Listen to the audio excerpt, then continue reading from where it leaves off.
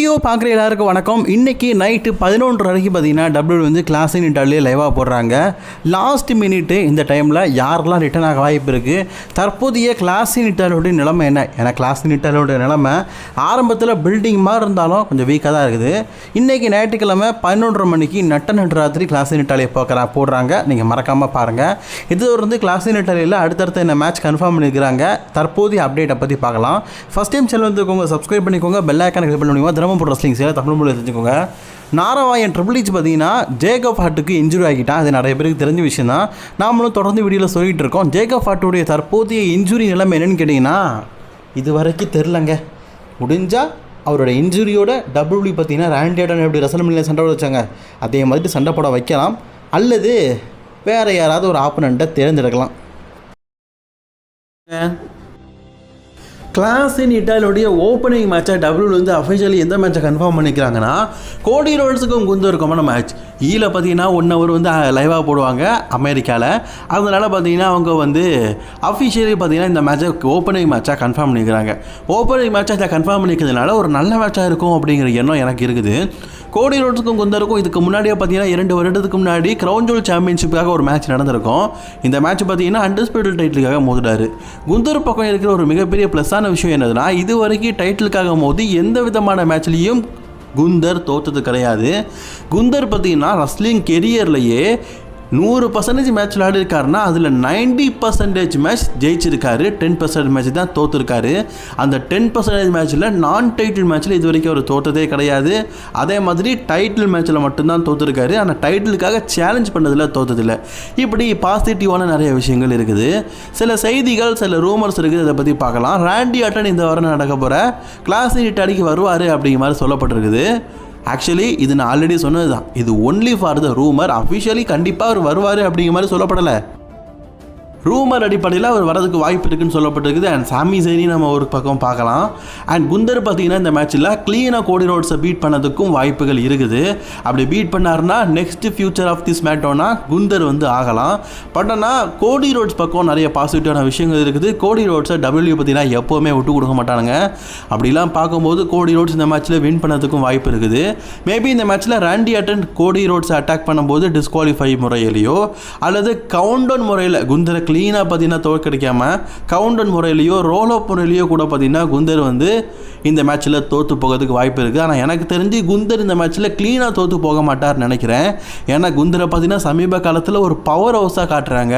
அவர் பல பேரை ரிட்டையர்மெண்ட் பண்ணது மட்டும் இல்லாமல் லாஸ்ட் இயர் சம்மர் ஸ்லாமுக்கு அப்புறமா இது வரைக்கும் எந்த விதமான டெலிகாஸ்டிங் மேட்ச்சில் தோற்றது கிடையாது. அப்படி இருக்க வகையில் இந்த மேட்ச்சில் தோற்கிறதுக்கு வாய்ப்பு இருக்குது. வாய்ப்பு கம்மி தானே. சரி, எது எப்படி இந்த மேட்ச்சில் யார் வெற்றி பெற வாய்ப்பு இருக்குன்னு கேட்டிங்கன்னா, என்னை பொறுத்த வரைக்கும் 45% பார்த்தீங்கன்னா குந்தர் வெற்றி பெறதுக்கும் மிச்சம் இருக்கிற 55% கோடி ரோட்ஸே டைட்டில் ரீடைன் பண்ணதுக்கும் வாய்ப்புகள் இருக்குது. அடுத்த மேட்ச் உமன்ஸ்க்கான இன்டர் கான்டினென்டல் சாம்பியன்ஷிப் மேட்ச். இந்த மேட்ச் ஆல்ரெடி இப்போ நடந்து முடிஞ்சது. சாடமேனோடைய ரீமேட்ச் தான். சோல்ட்ருக்கா பார்த்தீங்கன்னா தன்னுடைய டைட்டில் பெகிலிஜிக்கு அகேன்ஸ்டாக டிஃபெண்ட் பண்ணுறாங்க. சோல்ட்ருக்காக்கு சமீபத்தில் ஒரு இன்ஜுரி ஏற்பட்டிருக்கு தான். இந்த இன்ஜுரி ஓகே அப்படின்னா அவங்க கண்டிப்பாக அந்த மேட்ச்சில் சண்டை போடுவாங்க. அப்படி இல்லாத பட்சத்தில் ஒரு மிஸ்ட்ரி மேன் பார்த்தீங்கன்னா பெகிலிஜிக்கு எதிராக மோதுவாங்க. அதாவது பெகிலிஜிக்கு கண்டிப்பாக கிளாஸ் இன் இட்டாலியில் மேட்ச் இருக்குது. அது சோல்ட்ருக்கா கூடயா அல்லது வேறு யார் கூடயா அப்படிங்கிறது தெரில. சரி, மேபி இந்த மேட்ச்சில் சோல்ட்ருக்கா மோதுனா என்ன நடக்கும்னு கேட்டிங்கன்னா, கண்டிப்பாக இந்த மேட்ச்சில் சோல்ட்ருக்கா தோற்று போயிடுவாங்க. சோல்ட்ருக்கா சமீபத்தில் பெகிலிஜி கூட நல்லா ஃபியூட் போயிட்டு இருந்தாலும் சோல்ட்ருக்கா இப்போ தான் மெயின் ராஸ்டருக்கு வந்திருக்காங்க. அது மட்டும் இல்லாமல் டபிள்யூ பார்த்தீங்கன்னா பெகிலிஜி சமீபத்தில் தான் இன்டர் கான்டினென்டல் சாம்பியன் ஆக்குனாங்க.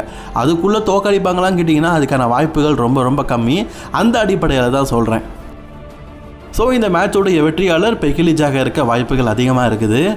அடுத்த மேட்ச் நம்ம இதை பற்றி பார்க்க போகிறோம்னா, ரசிகர்கள் மத்தியில் ஒரு மிகப்பெரிய எதிர்பார்ப்பில் இருக்கிற ரியா ரிப்ளே வெர்சஸ் ஜேட் கார்களுக்கான உமன்ஸ் சாம்பியன்ஷிப் மேட்ச். ஏன்னா அப்படின்னு சொல்கிறேன்னா, ஜேட் கார்கள் திரும்பி வரும்போது தான் டீம் மெம்பர்ஸோட கொஞ்சம் பவர் ஹவுஸாக வந்துருக்குறாங்க. அண்ட் ரியா ரிப்ளே டீம் பக்கம் பார்த்தாலும் அந்த பக்கமும் ஷார்லா ஃப்ளேர், அலெக்ஸாலாம் இருக்கிறாங்க.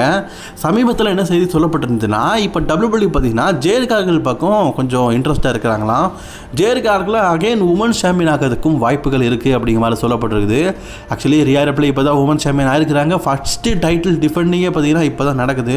அதுக்குள்ளே அவங்க டைட்டில் தோப்பாங்களான்னு கேட்டிங்கன்னா தெரில. மேபி டபிள்யூபிள்யூ பார்த்தீங்கன்னா இந்த மேட்ச்சில் ஜேட் கார்கில் கிளியராக தோக்கும் பட்சத்தில் இதுக்கப்புறமா ஜேட் கார்கிலுக்கும் ரியா ரிப்ளிக்குமான ஃபியூட் போகாது. அதனால தான் டவுட்டாக இருக்குது. ஸோ இப்போதைக்கு சில செய்திகள் என்ன சொல்லப்பட்டிருக்குன்னா இந்த மேட்ச்சில் ஜேட் கார்கில் வெற்றி பெறதுக்கு 0.% அதிகமாக இருக்குது. அதாவது ரியா ரிப்ளை ஜேட் கார்கிலை கம்பேர் பண்ணும்போது ஜேட் கார்கிலுக்கு தான் வாய்ப்புகள் அதிகமாக இருக்குன்னு சொல்லப்பட்டிருக்குது. பட் ஆனால் எனக்குள்ளே என்ன தோணுதுன்னா ஜேட் கார்கில் இப்போ தான் பார்த்தீங்கன்னா டைட்டில் தோற்றுருக்குறாங்க. ரியா ரிப்ளை இப்போ தான் சாம்பியன் ஆகிருக்கிறாங்க. அதுக்குள்ளே டைட்டில் தோக்க வச்சு ஒரு புது சாம்பியன் ஆக்குவாங்களா அப்படிங்கிற டவுட்டாக இருக்குது. மேபி இந்த மேட்சில் பார்த்தீங்கன்னா ஜேட் கார்கிலோட டீமுக்கும் ரியா ரிப்ளை கூட பார்த்தீங்கன்னா இப்போதைக்கு ஷார்லட்டில் ரிலாக்ஸாக இருக்கிறாங்க. இவங்களுக்குள்ள ஒரு கொலாபரேட் ஏற்பதற்கும் வாய்ப்புகள் அதிகமாக இருக்குதுன்னு நினைக்கிறேன். அடுத்த மேட்ச் எதை பற்றி பார்க்க போகிறோம்னா ஓபா ஃபெமிக்கும் ப்ராக் லெஸ்னருக்குமான ரீமேட்ச். ரெசல்மனியாவில் ப்ராக் லெஸ்னருக்கும் ஓபா ஃபெமிக்கும் ஒரு மேட்ச் நடந்திருக்கும். அந்த மேட்ச்சில் ப்ராக் லெஸ்னர் தோற்றதுக்கு அப்புறமா தான் ரிட்டையர்மெண்ட் ஆகிறேன் அப்படிங்கிற மாதிரி சொல்லியிருப்பாரு. ஆனால் திடீர்னு பார்த்தீங்கன்னா மண்டே நைட்டாக வந்த ப்ராக் லெஸ்னர் ஓபா ஃபெமியை கடுமையாக அட்டாக் பண்ணி தான் வந்து கிளாஸ் இன் இட்டாலியில் வந்து உன்னை சேலஞ்ச் பண்ணுறேன் அப்படிங்கிற மாதிரி சொல்லியிருப்பாரு. அதனால் ப்ராக் லெஸ்னருக்கும் ஓபா ஃபெமிக்கும் ஒரு ரீமேட்ச் நடக்குது. நான் ரெசல்மனியா ப்ரெடிக்ஷனில் இதை தான் சொல்லிடுவேன். ஓபா WWE ஃபியூச்சர் ஆஃப் த பீஸ்ட்டை பார்க்க போகிறாரு. ஆள் பார்க்கறதுக்கே பார்த்தீங்கன்னா பயங்கரமாக இருக்கிறாரு. அதனால அவர் தான் வெற்றி பெற வைக்கிறதுக்கு வாய்ப்புகள் அதிகமாக இருக்குது அப்படிங்கிற செய்தியை சொல்லியிருந்தேன்.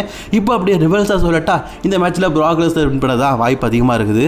காரணம் அப்படின்னு கேட்டிங்கன்னா காரணங்கள் எக்கச்சக்கம் இருக்குதுங்க. முதல் காரணம் இந்த மேட்ச்சில் பார்த்தீங்கன்னா ப்ராக் லெஸ்னர் வந்து வெற்றி பெற்றே ஆகணும். ரெசல்மனியாவில் தோற்றதுக்கு அப்புறமா ஒரு சேட் மூமெண்ட் மட்டும் இல்லாமல் இந்த மேட்ச்சில் நீ ஒரு வேளை தோத்துட்டா ரியலாகவே நீ ரிட்டையர்மெண்ட் ஆகிட்டு போயிடணும். அதாவது ரெசல்மனியாவில் இப்போ ஃபேக்கானி மூமெண்ட்லாம் பண்ணிட்டு போனால அப்படிலாம் கிடையாது. ரியலாகவே ரிட்டையர்மெண்ட் ஆகிட்டு போயிடணும் அப்படிங்கிற மாதிரி ஓபா ஃபெமி பார்த்தீங்கன்னா ஒரு கட்டளையை போட்டிருக்காரு. அது மட்டும் இல்லாமல் எனக்கு தெரிஞ்சு ஓபாக்கும் ப்ராகுக்குமான ஃபியூட இதோட முடிப்பாங்க அப்படிங்கிற மாதிரி எனக்கு தெரில. அகைன் ஒரு பார்ட் 3 கூட நடக்கிறதுக்கு வாய்ப்பு இருக்குது. அப்படிங்கிற பட்சத்தில் இந்த மேட்ச்சில் பார்த்தீங்கன்னா ப்ராக் லெஸ்னர் க்ளீனாக வெற்றி பெறதுக்கு வாய்ப்புகள் அதிகமாக இருக்குது. ரெசல்மனியாவில் தான் ப்ராக் லெஸ்னர் தோற்று போயிட்டாரு. இந்த மேட்ச்சில் ஓபா ஃபெமி தோற்று போனாலாம் பெரிய இம்பாக்டாக இருக்காது. அப்படி ஒருவேளை ஓபா ஃபெமி ப்ராக் லெஸ்னர் தோற்று போனால் கூட ரெண்டுமே ஈக்குவலாக தான் இருக்கும். அதாவது பீஸ்ட்டும் ஓபாவும் சமந்தான்ப்பா. ஒரு மேட்ச்சில் அவர் வின் பண்ணார், ஒரு மேட்ச்சில் இவர் வின் பண்ணார் அப்படிங்கிற வேறுபட தான் இருக்கும். அதனால் எனக்கு தெரிஞ்சு இந்த மேட்ச்சில் அதிகப்படியாக பார்த்தீங்கன்னா ஓபா ஃபெமி தோற்று போக வாய்ப்பு இருக்குது. அண்ட் ப்ராக் லெஸ்னர் வெற்றி பெற வாய்ப்பு இருக்குது. ஒருவேளை ப்ராக் லெஸ்னர் இந்த மேட்ச்சில் தோற்று போயிட்டார்னா இனி வரும் காலங்களில் ப்ராக் லெஸ்னரை பார்க்க முடியாது. இந்த ஒருத்த மேட்ச்சில் விளையாடிட்டு அகைன் ரிட்டையர்மெண்ட் ஆகிறதுக்காக WWE ப்ராக் லெஸ்னர் பார்த்தீங்கன்னா திருப்பி கூட்டிகிட்டு வந்துருக்க மாட்டாங்க. கண்டிப்பாக ஒரு சில மாதங்கள் இருக்க வைக்கணும் அப்படிங்கிறதுக்காக தான் கூட்டிகிட்டு வந்திருப்பாங்க அப்படிங்கிற நம்பிக்கை இருக்குது எனக்கு. அந்த அடிப்படையில் சொல்கிறேன் இந்த மேட்ச்சில் ப்ராக் லெஸ்னர் தான் வெற்றி பெறதுக்கு வாய்ப்புகள் ரொம்ப ரொம்ப அதிகமாக இருக்குது. அப்புறம் main event of this match clash in Italy Roman Reigns versus Jacob ஃபாட்டோ.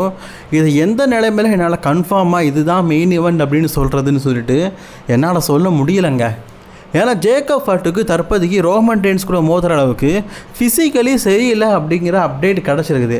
அப்படிங்கிற பட்சத்தில் ரோமன் ரெயின்ஸுக்கும் ஜேக்கப் ஃபாட்டுக்கு தான் கிளாஸ் இன் இட்டாலியில் மேட்ச் நடக்கும்னு சொல்லிட்டு என்னால் 100% சொல்ல முடியல. ஃபஸ்ட்டு ஜேக்கப் ஃபாட்டு வருவாரா இல்லையா அப்படிங்கிறத தாண்டி மேட்சோடைய ஸ்டோரி லைன் அப்படிங்கிறது பக்காங்க.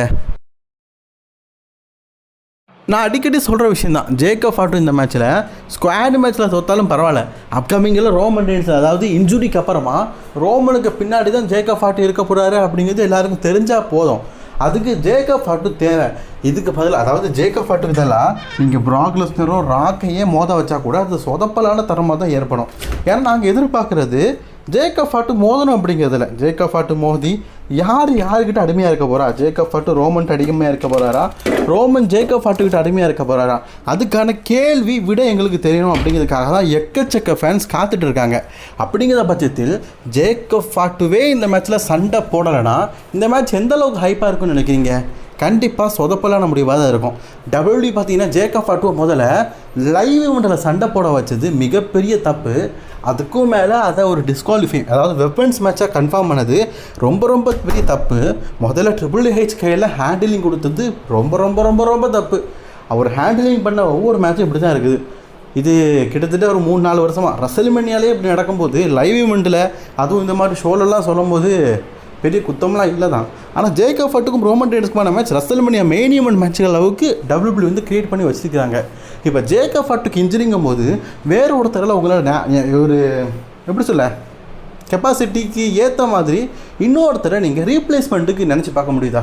ராக்கே வந்தாலும் ஜேக்கப் ஃபாட்டு தோத்துட்டாருனா இல்லாட்டா ரோமன் தோத்துட்டாருனா யார் பின்னாடி அடிமையாக இருக்காங்கிற விட எங்களுக்கு தெரியுமனுப்பா. ஜேக்கப் ஃபாட்டு இல்லாட்டா நல்லா இருக்காதுப்பா அப்படிங்கிறது தான் மனசுக்குள்ளே ஓடிக்கிட்டே இருக்குது. எனக்கு தெரிஞ்சு WWE பார்த்தீங்கன்னா ஜேக்கப் ஃபாட்டுவை கடைசி நேரத்தில் எப்படியாவது சமாளித்து இன்ஜுரியோட சம்பண்டாக வைப்பாங்க அப்படிங்கிற எதிர்பார்ப்பு இருக்குது. ஒருவேளை ஜேக்கப் ஃபார்ட்டு இந்த மேட்ச்சில் சண்டை போட்டாலும் 100% தோக்க தான் போகிறாரு. இந்த மேட்ச்சில் கண்டிப்பாக சொல்கிறேன், 100% யார் வந்தாலும் சரி ரோமன் ரெயின்ஸ் தான் டைட்டில் ரைட்டின் பண்ண போகிறாரு. ஒருவேளை இன்ஜுரி ஜேக்கப் ஃபார்ட்டுக்கு ஆகாமல் இருந்திருந்தால் மேபி ஜேக்கப் ஃபார்ட்டுக்கு வெற்றி வாய்ப்பு கொஞ்சம் அதிகம்ப்பா, கொஞ்சம் இருக்குப்பா அப்படிங்கிற வார்த்தையை நான் சொல்லியிருப்பேன். ஆனால் தற்போதைக்கு இருக்கிற சூழ்நிலையில் அதுக்கான வாய்ப்பு 0% ஆச்சு. சரி, இப்போதைக்கு கிளாஸ் டாலி கால் நடக்க போகுது. ஜேக்கப் ஃபார்ட்டுக்கு இன்ஜுரி இருக்குது. இப்போதைக்கு WWE பற்றி 5 மேட்ச் கன்ஃபார்ம் பண்ணிக்கிறாங்க. மெயினோடு நடக்குமானே தெரில. உங்களோட கருத்து என்ன? கமெண்ட் பண்ணிக்கோங்க. தொடர்ந்து வீடியோ பார்க்க சேனலை சப்ஸ்கிரைப் பண்ணிக்கோங்க.